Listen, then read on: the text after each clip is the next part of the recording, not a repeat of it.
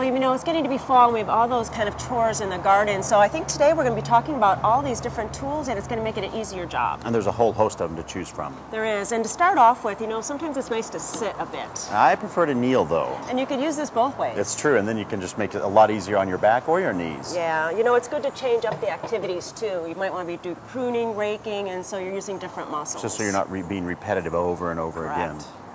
Fisker has some great new products that came out too just recently.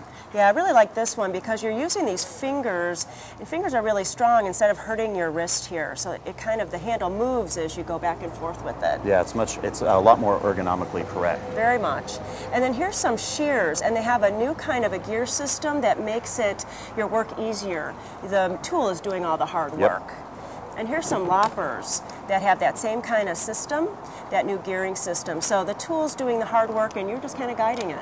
And anytime you're using loppers of any kind, you want to try to use the larger muscles, not you don't want to clip like this, you want to be able to use them. And this set is great for that. It actually extends out, so you can get quite a lot of length added on them, or if it's a smaller job, you can still push them all the way in.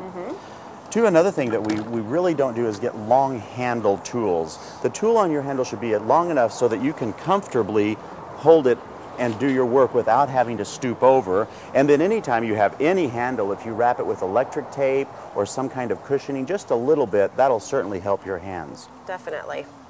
And you know, if you don't want to get new tools, you could really do simple things. You could raise up your containers so it's closer, you don't have to bend down so much. You can also make raised beds, which Raised would be beds really are a great idea and simple to do. And don't forget too that if you're like me and you get up in the morning and you're a little stiff and sore, do your gardening in the afternoon so your muscles have time to relax during the day. And don't forget to stretch. You really want to get those muscles all warmed up before you get out there in the garden. You know, you don't have to wait to be 65 or 70 to start worrying about how you're going to work in your garden. We should all start thinking about it right now. So if you have any other questions, you go to gardentime.tv and we'll have all this stuff listed on there for you.